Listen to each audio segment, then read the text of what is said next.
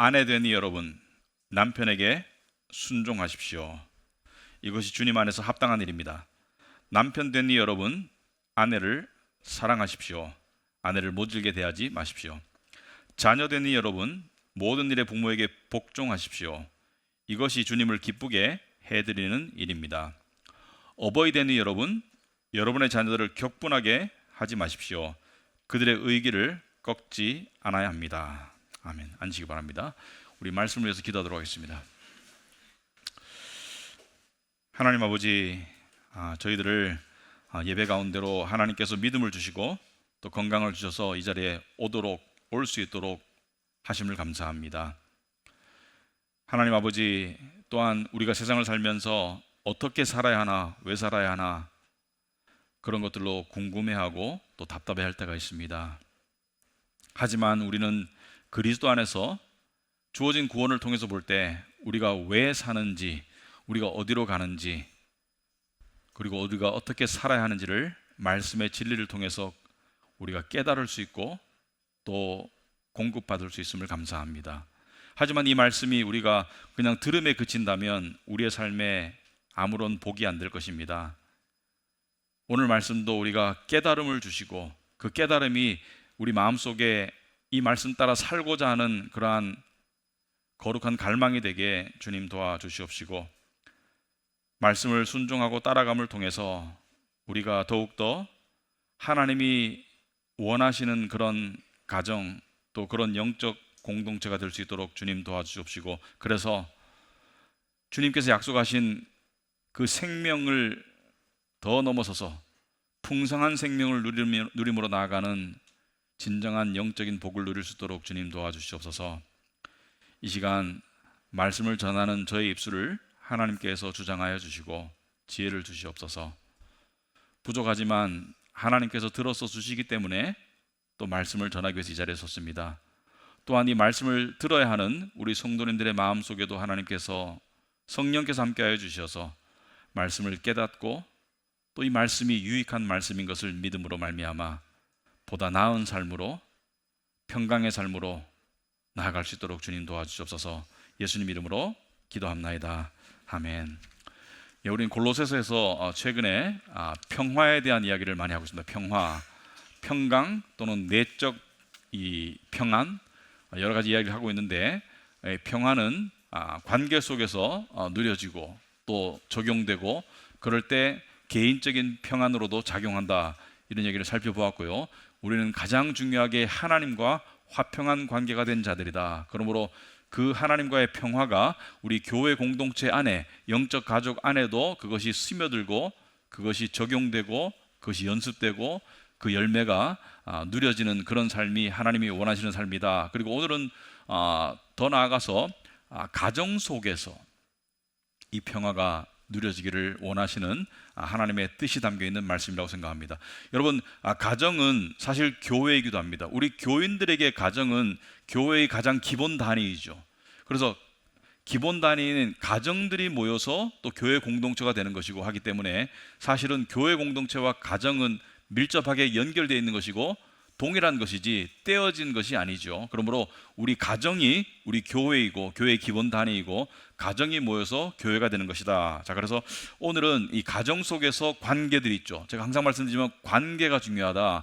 그래서 가정의 근간이 되는 부부 관계, 남자와 여자, 남편과 아내의 부부 관계, 그리고 또 더 나아가서 부모와 자녀 관계, 거기에 관한 가르침의 말씀입니다. 여러분들이 결혼을 했으면은 이 둘 다를 가지고 있을 거고요. 아직 미혼이거나 결혼을 하지 않았으면은 둘 중에 적어도 하나, 그러니까 부모와 자식 간의 관계는 여러분이 가지고 있겠죠. 그래서 이 말씀이 우리에게 하시는 말씀을 우리가 깨닫고 그대로 살아갈 때 하나님이 원하시는 평강한 화평한 삶을 살아갈 수 있습니다. 근데 이 말씀 속에 있다 보시면은 문화적으로 조금 약간 받아들이기가 조금 어색한 거북한 단어도 나와요. 예를 들어서 여자가 남편인 남자에게 순종하라. 근데 요즘에 순종이라는 단어가 상당히 좀 사람들이 좀 불쾌해하는 그런 단어인데, 걱정하지 마세요. 여러분, 이걸 이해하면 전혀 불쾌할 이유가 없습니다. 이해하면 오히려 좋아하실 수 있습니다. 그런데 비록 이것이 문화와 충돌하는 면이 있다 손 치더라도 사실 우리 기독교인의 살아가는 방식 중에 문화와 충돌하는 것이 상당히 많죠. 상당히 많습니다. 대표적으로는 세상은 나 개인이 제일 중요하고 나 개인의 삶에 방해받는 모든 것은 중요하지 않다 이렇게 생각하지만 하나님은 공동체가 중요하다 이렇게 말씀하십니다. 공동체 속에 네 개인이 존재하는 것이다. 공동체 속에서 너의 개인의 삶이 보호받고 개인의 삶이 행복해질 수 있는 것이지, 공동체라는 관계를 떠나면 개인주의 속에서는 하나님이 원하시는 진정한 인간의 안전과 행복은 없다라고 이야기하고 있습니다. 그래서 문화와 기독교의 진리가 충돌하는 부분이 너무나 많은데 문화의 힘이 강하죠. 그래서 우리 문화를 어떻게 대해야 될까? 어떤 사람들은 문화를 차단해야 된다. 그러려면 세상에 살 수 없겠죠. 또 어떤 사람들은 문화를 수용해야 된다. 문화가 바뀌니까 문화를 수용해야 된다. 문화가 성경적이면 수용할 수 있겠죠. 그러나 문화와 진리가 충돌할 때는 존 켈빈에 의하면은 16세기 종교개혁가 중에 하나였던 존 켈빈에 의하면은 우리의 진리가 문화를 바꿔나가야 된다. 트랜스폼 해나가야 된다. 진리가 문화를 바꿔나가야 된다. 그래서 성경의 진리가 여러분의 가정 속에 들어있는 세상 문화를 바꿔나가야 되고, 성경의 진리가 교회 속에 들어있는 세상의 잘못된 문화를 바꿔나가야 되는데 요즘에 많은 교회들이 세상의 문화를 쫓아가는 부분도 상당히 많아요. 그런 부분들을 우리가 바꿔나갈 때, 그러니까 이것은 확률의 문제가 아닙니다. 다들 그렇게 사는데 그렇게 생각하면 안 돼요. 이거는 확률의 문제가 아니고 이것은 절대 진리의 문제이고 우리가 따라가야 될 문제이다. 그래서 어떤 사람들은 문화를 앞세워서 이렇게 말해요. 요즘 누가 그렇게 살아? 요즘 누가 그렇게 살아? 예를 들어서 가정에서 자녀를 훈육하고 또 양육해야 되는데 요즘 잘 그러죠. 중학생 내버려둬. 요즘 중학생한테 누가 사춘기 애들 무서워. 내버려둬. 그냥 하고 싶은 대로 하도록 내버려둬. 이건 성경적이지가 않죠. 그래서 많은 사람이 얘기합니다. 그런 생각을 가지고 있으면 뒤떨어지는 사람이 되는 거야. 지금 덜 떨어진 사람이 되는 거야. 그런 게 중요한 게 아니에요. 우리는 성경의 진리가 중요한 거예요. 그래서 그런 맥락에서 사도 바울은 세상의 풍조에 끌려가지 말라고 로마서 12장 2절에 여러분은 이 시대의 풍조를, 이 시대의 문화를 본받지 말고 따라가지 말고 마음을 새롭게 함으로 변화를 받아라. 마음을 새롭게 한다는 것은 성경의 진리를 통해서 새롭게 하라는 것이죠. 하나님의 선하시고 기뻐하시고 완전하신 뜻이 무엇인지를 분별하도록 하십시오. 이렇게 말하고 있습니다. 자, 오늘 우리가 다룰 내용에 남녀 부부 관계 또 부모와 자녀와의 관계 속에서 문화적으로 충돌되는 부분이 있어요. 그렇지만 여러분이 다 듣고 나면 이 말씀이 옳다고 수긍이 될 겁니다. 그래서 염려하지 마시고 18절에 보시면은 이런 말씀이 있습니다. 아내된 이 여러분, 남편에게 순종하십시오. 이것이 주님 안에서 합당한 일입니다. 남편된 이 여러분, 아내를 사랑하십시오. 아내를 모질게 대하지 마십시오. 자, 이 골로새서가 쓰여질 당시에 이 문화 속에서의 남녀 부부 관계는 굉장히 남성 우월주의적이었고, 남자가 육체적으로 힘도 세고 사회 경제적으로도 남자가 주로 활동을 했기 때문에 여자가 남자에게 완전히 복종하는 문화였어요. 일반 문화가 대부분의 가정이 여자가 남자에게 복종하고 그리고 거의 굴종하다시피 하는 문화 속이었는데, 순종하라니 어떻게 더 이상 순종하나 이렇게 생각할 수 있는데, 복종과 순종은 듣기에는 비슷한 말처럼 들리지만 완전히 달라요. 완전히 다른 거예요. 제가 복종과 순종의 의미를 구별지어서 설명해야지 오늘 본문이 이해가 될 겁니다. 그래서 복종과 순종을 제가 굳이 구별해 볼게요. 왜냐하면 복종과 순종을 완전히 다른 뉘앙스로 구별해야지 오늘 본문이 제대로 이해가 되는데, 복종이라는 것은 남의 명령이나, 그러니까 나보다 힘센 자의 명령이나 나보다 위에 있는 권위자의 명령이나 의사를 그대로 쫓아가는 것을 복종이라고 말합니다. 그러니까 복종이라는 것은, 그러니까 비슷한 말로 이 맹종이에요. 맹종이라는 것은 옳고 그름을 따지지 않고, 내가 이것이 옳다고 생각하든지 틀렸다고 생각하든지 따지지 않고 그대로 시키는 대로 따라가는 것이 맹종이라면, 여기서 복종이라는 것을 맹종으로 보자는 것이죠. 복종을 맹종의 개념으로 보자. 오늘 본문을 이해하기 위해서. 그리고 또 복종은 굴종이라고 볼 수 있습니다. 굴종이라는 것은 뭐예요? 굴욕적이야. 지금 이것을 하자니 정말 수치스럽고 정말 기분 나쁘고 정말 너무 하기 싫은데도 억지로 하는 것이 굴종이죠. 우리 그 삼존도의 굴종이라는 말이 있죠, 그죠? 그 오랑캐 나라의 왕이 이 머리를 이렇게 쪼아리고 이렇게 하는 것은 굴종이죠. 하기 싫죠? 옳지 않죠, 자기가 봐서는. 그런데 억압에서 억지로 하는 것이 굴종이다. 그래서 복종을 그런 식으로 한번 보자. 그렇게 한번 보자. 그에 반해서 순종은 다릅니다. 순종은 기꺼이 따르는 것이기 때문에 순종은 내 마음에 동의가 되고 이것이 옳고 심지어 이것이 나에게 유익하기 때문에 따르는 것이 순종입니다. 그래서 복종과 순종은 달라요.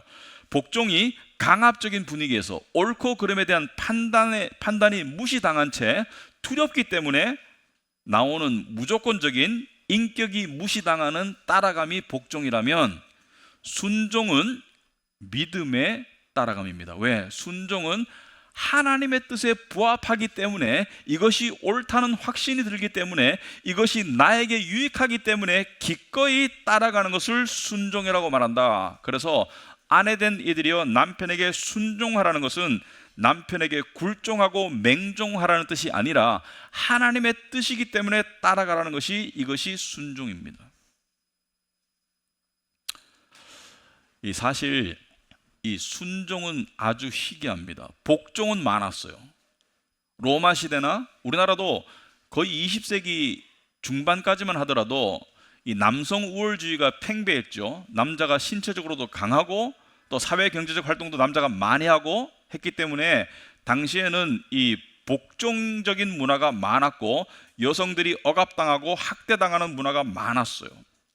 그런데 여기 말하는 순종은 그러한 문화를 얘기하는 것이 결코 아닙니다. 그럼 무슨 뜻이냐? 18절에 아내되니 여러분 남편에게 순종하십시오. 이게 무슨 뜻이냐?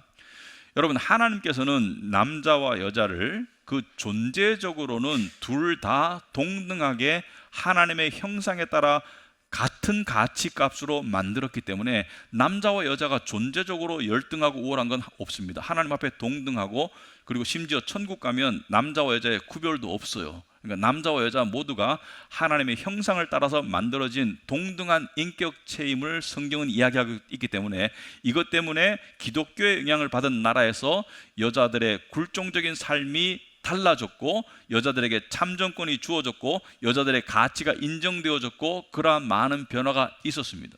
그런데 역사 속에서 보면은 남성 우월주의로 남자가 여자를 복종시키고 군림하면서 억압하던 문화도 잘못되었지만, 페미니즘을 통해서 여자가 남자에게 따라가지 않고 오히려 머리 역할을 하려고 하는 것도 잘못되었고, 그러면 하나님께서는 남자와 여자를 가치적으로는 동등하게 만드셨는데 그 역할에 있어서, 그 기능에 있어서 남자를 머리로 정하셨어요. 자, 이 부분을 우리가 어떻게 받아들일 것이냐?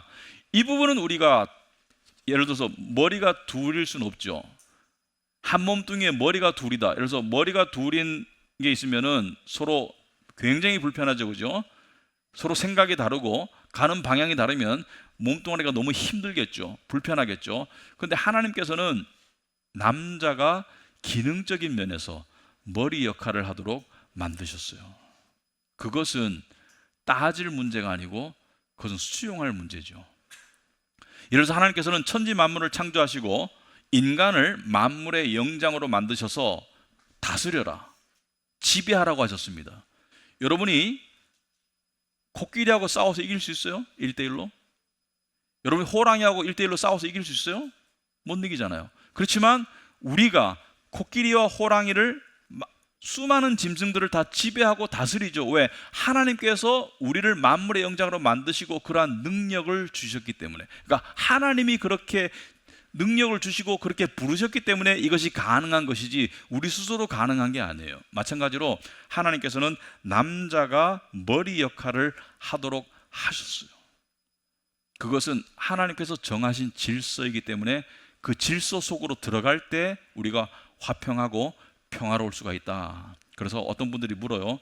왜 우리 교회 같은 교회는 여성 목사를 인정 안 하는 것 같은데 왜 그렇습니까? 왜 그러냐면 하나님께서 남자가 가르치고 하는 영적 지도자의 역할을 하도록 하셨어요. 이 말은 여성은 가르치지 말아, 여성이 여성을 가르치거나 여성이 아이들을 가르치는 데는 남성보다 훨씬 더 뛰어납니다.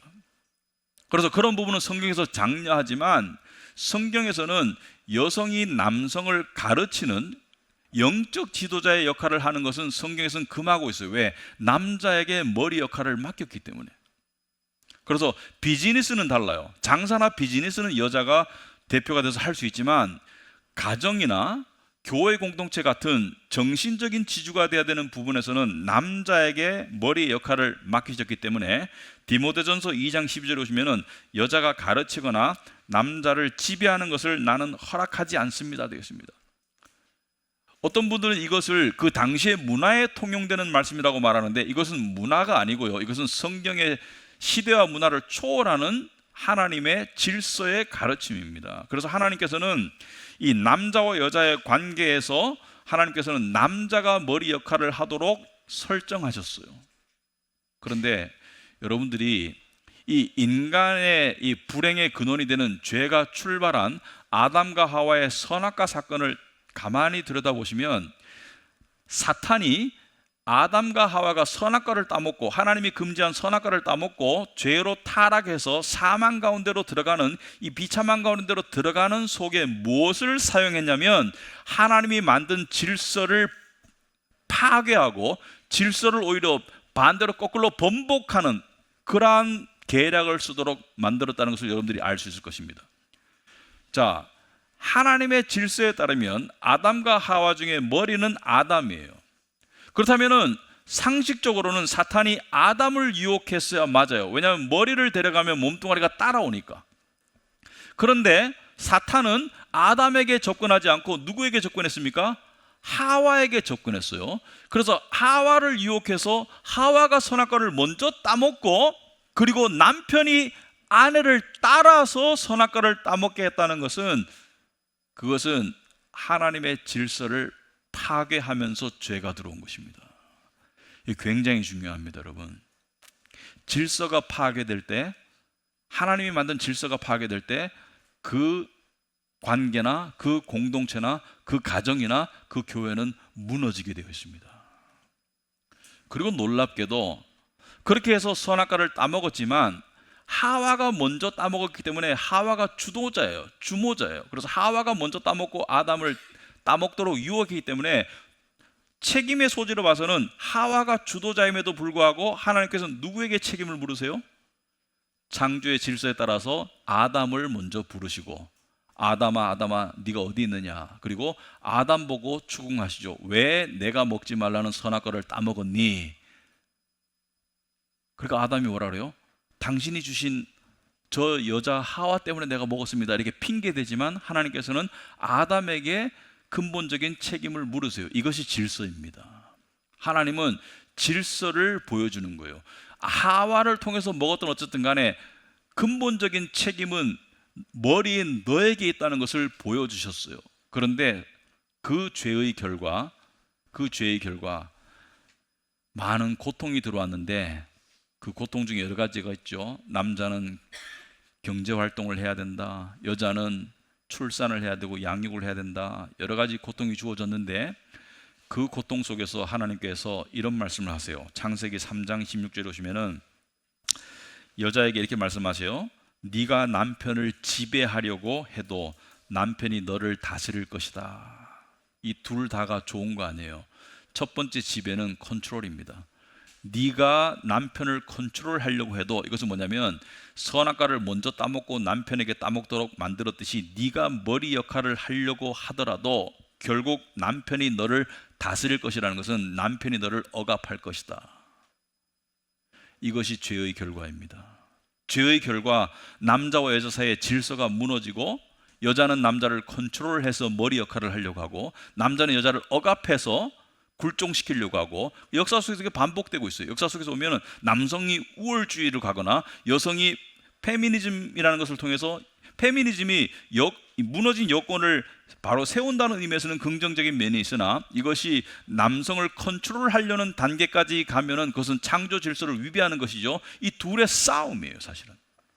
둘의 싸움이에요. 그래서 최초의 죄도 남자와 여자 사이의 질서를 뒤집어서 그 죄가 들어왔고, 그 죄의 결과로 겪는 불행도 남자와 여자 사이의 질서의 싸움이에요.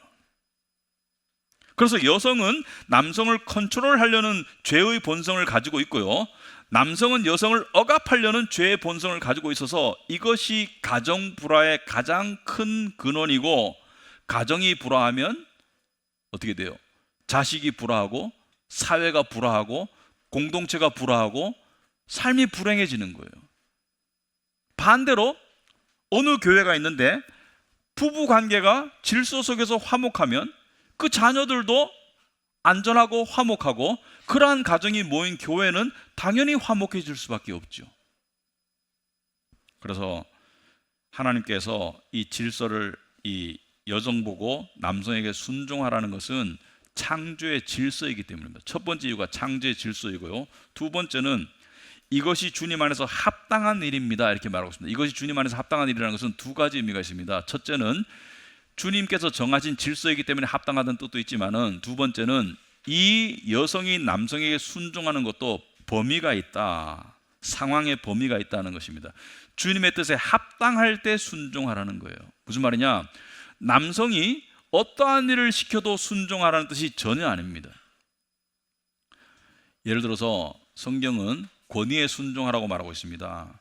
정치 권력이나 또는 상급자에게, 직장에서 상급자에게, 또는 학교에서 선생님에게, 또 권위자에게 순종하고 복종하라고 가르치지만 예외가 있습니다. 예를 들어서 출애굽기 1장에 보시면은 이 히브리 산파들이 있죠, 그죠? 산파는 아기가 나올 때 아기를 받아주는 그런 역할을 하는 게 산파인데, 히브리 백성이 너무 급속도로 번식하니까 그것에 대한 위협을 느낀 이집트의 바로 왕이 인구를 좀 감소시켜야 되겠다. 그래서 그 방법으로 아기가 태어날 때 남자이면 죽이고 여자이면 살려둬라, 이렇게 명령을 하죠.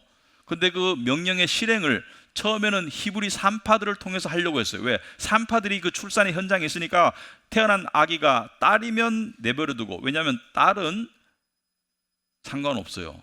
이집트 사람이랑 결혼하면 이집트 핏줄이 되니까 상관없습니다. 아들은 다 죽여라. 그래서 이 인구를 억지로 감소시키려고 했을 때 그 권위에 히브리 산파들이 순종했습니까? 안 했습니까? 안 했죠. 그리고 심지어 거짓말을 했습니다. 뭐라고 말했습니까? 왜 아들을 안 죽였니라고 왕이 추궁하니까 히브리 여인들은 너무 강해서 우리가 가보니까 이미 씩씩하게 다 낳았더라. 근데 어떻게 죽이냐, 태어난 아기를. 그렇게 이제 거짓말을 했는데, 그럼에도 불구하고 하나님께서는 히브리의 그 이집트 왕에게 순종하지 않은 이 산파들을 축복해서 그 집이 흥왕했어요. 흥왕했다는 건 잘 되게 하셨다. 마찬가지로 기생 라합도 그 자기의 왕을 순종하지 않고 여호와 하나님을 순종함으로 복을 받았죠. 무슨 말입니까? 남편이 하나님의 뜻에 어긋나는 것을 이야기할 때는 여성은 순종할 의무가 없습니다. 따라갈 의무가 없습니다. 예를 들어서 신앙생활을 하지 말아라, 그렇게 극단적으로 말하는 남편이 있다면, 안 믿는 남편이, 그것은 순종할 의무가 없습니다. 또 예를 들어서 지금 미국에서 낙태 때문에 막 옥신각신하고 뭐 낙태권을 보장한다 막 이렇게 하는데, 부부가 원치 않는 임신을 했을 때 낙태를 하는 경우들이 있어요. 근데 임신이 되었는데 남편이 우리 애가 지금 너무 많으니까 가서 낙태해라, 이렇게 한다고 여자가 따를 의무가 전혀 없습니다. 왜? 하나님의 뜻이 아니기 때문에. 그러니까 좀 극단적인 예를 들었는데, 그러니까 하나님의 분명한 뜻이 아님이 분명할 때는 순종하고 따라갈 의무가 전혀 없죠. 그런데 그러면 남편에게 머리 역할을 했다는 것이, 이것이 그냥 즐길 수 있는 권위냐, 그냥 가만히 즐기기만 하면 되는 권위냐? 그렇지 않죠. 다음 19절에 보시면 남편되니 여러분 아내를 사랑하십시오. 다른 성경에 보시면은, 다른 구절에 보시면 이렇게 돼 있죠. 그리스도께서 교회의 머리 되시는 그리스도께서 몸된 교회를 사랑하듯이 사랑하십시오. 이건 무슨 사랑이에요? 희생적인 사랑이고 자기를 내려놓는 사랑이죠. 이것 또한 힘든 부르심이에요. 아내의 안전을 위해서 자기를 희생해서까지 아내를 사랑하고 아내를 모질게 대하지 마라. 아내를 학대하거나 거칠게 대하지 마라. 특별히 남성 우월적인 문화나 또는 남성의 신체적인 우월성을 이용해서 아내를 학대하거나 아내를 복종을 강요하는 그런 행위를 하지 말아라. 그렇게 말하고 있습니다. 여러분, 이 둘 다가 어렵습니다. 왜냐하면 죄의 본성 때문에 남자도 이기심을 가지고 아내를 희생적으로 사랑하는 것이 어렵고, 여자도 남성을 순종하는 것이 어려워요. 이게 죄의 본성이에요. 그런데 하나님께서 이 명령을 왜 주셨을까? 이 질서가 회복되면은 어떻게 돼요? 그 가정이 화평하고 행복할 수 있기 때문에 이렇게 살라고 하시는 거예요. 그런데 아내의 순종과 남편의 아내를 향한 사랑은 상호 보완적입니다. 둘이가 같이 가야 돼요. 같이 갈 때 가장 이상적이고 함께 자라가야 되는데 우리 가정은, 우리 부부는 둘 다 안 되는데, 나는 남편 순종이 거의 안 되고 내 남편은 나를 거의 안 사랑하는데, 우리 아내는 나를 순종하지 않는데, 이럴 땐 어떻게 해야 돼요? 어떻게 해야 되냐면 둘 중에 하나가 먼저 주님을 순종하는 믿음으로 이것을 실천해야 됩니다. 그러면 상대방이 바뀔 가망이 많아요. 특히 믿음의 가정에서는 거의 바뀝니다.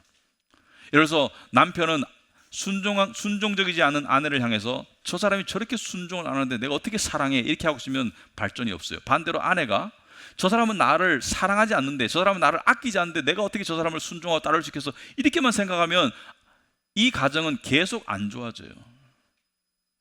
그리고 오래되면 고차가 됩니다. 그러나 둘 중에 하나가 하나님의 뜻이니까 하나님을 순종하는 믿음으로 나는 아내를 사랑하기 시작해야지, 또는 아내는 하나님을 믿는 믿음으로 나는 남편에게 순종하기를 시작해야지, 남편을 존중해야지, 머리로 이렇게 나아가는 가정은 어떻게 될까요? 둘 중에 하나가 먼저 변하면 상대방이 따라서 변할 확률이 굉장히 높아요. 그렇게 변해가는 가정이 모일 때 우리 교회가 변하는 거예요. 그래서 우리 교회가 화평의 열매를 맺을 수 있을 것이다. 근데 이 부부간의 관계가 화평하고 질서 속에 들어가는 것은 부부 사이에서 끝나지 않습니다. 자녀들에게 엄청난 영향을 미칩니다.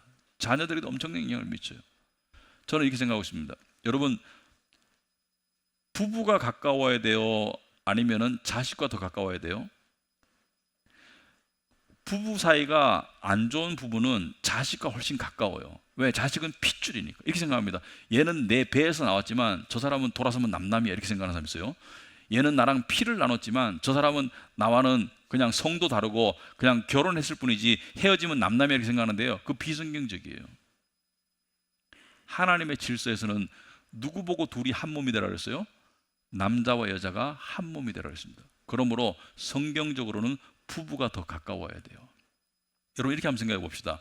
여러분의 아내나 여러분의 남편을 내 딸이다 한번 생각해 보시고 내 아들이다 생각해 보세요. 그러면 그렇게 대할 수 있을까? 내 딸이다, 내 아들이다 이렇게 생각하면 훨씬 더 다르게 대할 수 있을 거예요. 그런데 그것보다 더 가까운 게 부부입니다. 한 몸이에요.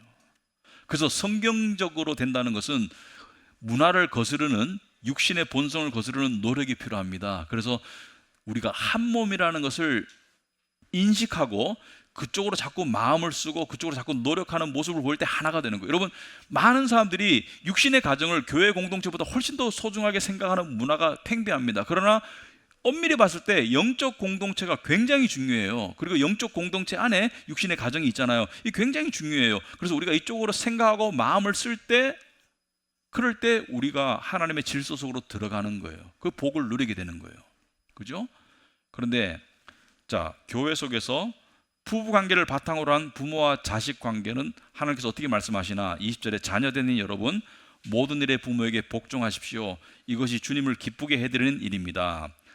어버이 된 여러분, 여러분의 자녀들을 격분하게 하지 마십시오. 그들의 의기를 꺾지 않아야 합니다. 자, 부모와 자식 간의 관계에 대해서 사실 가르치려고 들면 엄청나게 길게 말할 수 있는데 성경은 골로새서는 딱 2절만 이야기하고 있어요.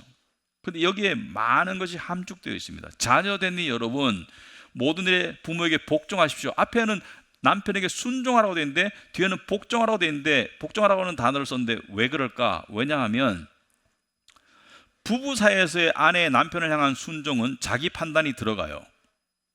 그러나 자식의 부모를 향한 순종은 자기 판단이 안 들어갑니다.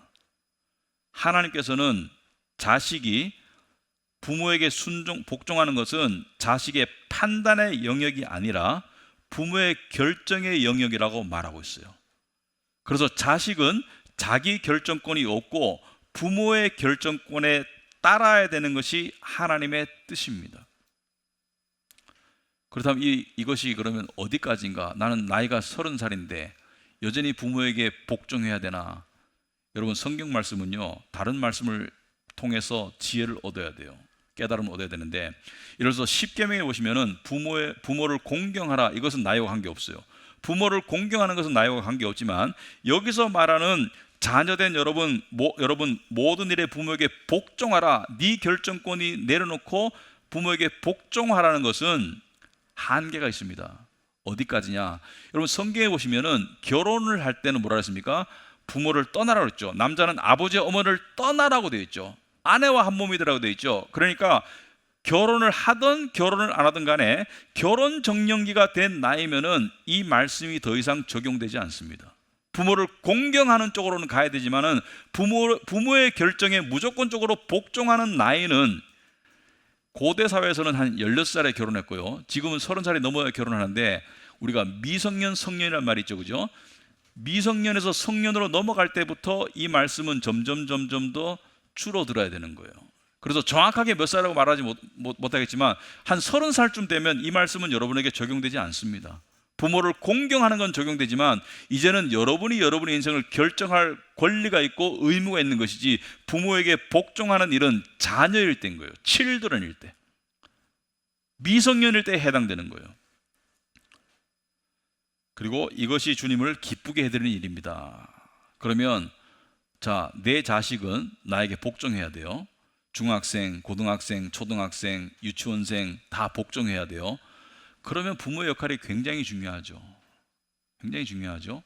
내가 내리는 결정, 내가 하는 행동에 자녀는 자기 결정권도 없고 심지어 자기 방어권도 없이 속수무책으로 따라와야 되는데 그 부모의 역할이 얼마나 중요할까. 그래서 뭐라 그래요? 어버이 된 여러분, 여러분의 자녀들을 격분하게 하지 마십시오. 격분하게 한다는 건 뭐예요? 자녀가 마음에 응어리가 들고 상처받도록 하지 말고 그들의 의기를 꺾지 않아야 합니다. 그들이 낙심하지 않도록 부모가 노력해야 된다. 여러분,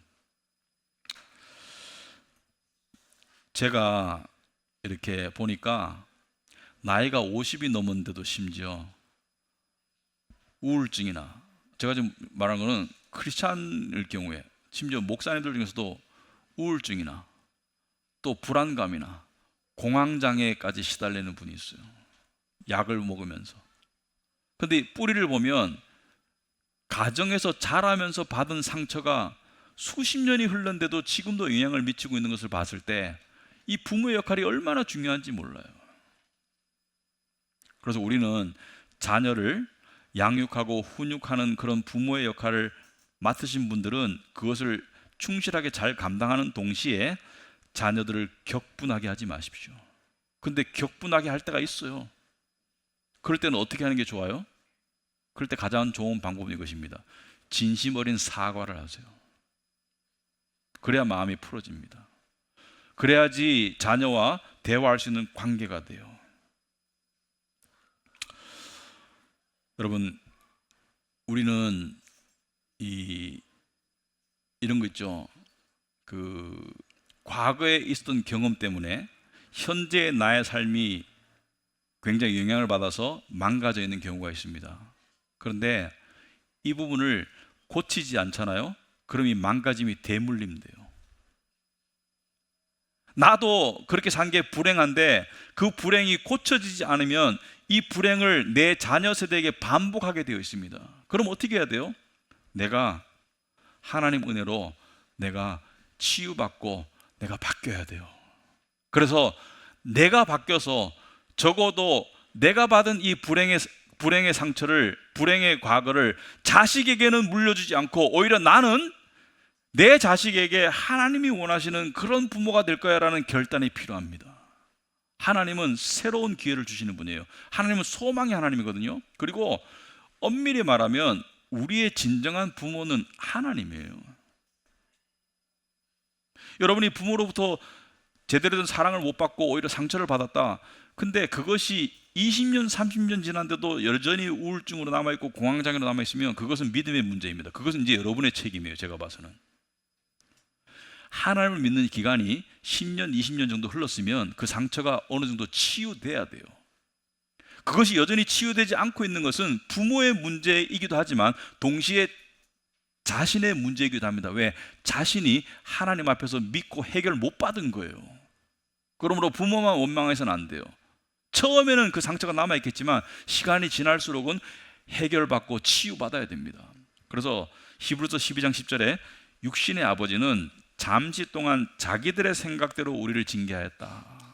여기서 말하는 자기들의 생각은 부족하고 이기적일 때가 있다는 거예요. 부모가 부족하고 이기적일 때가 있다는 거예요.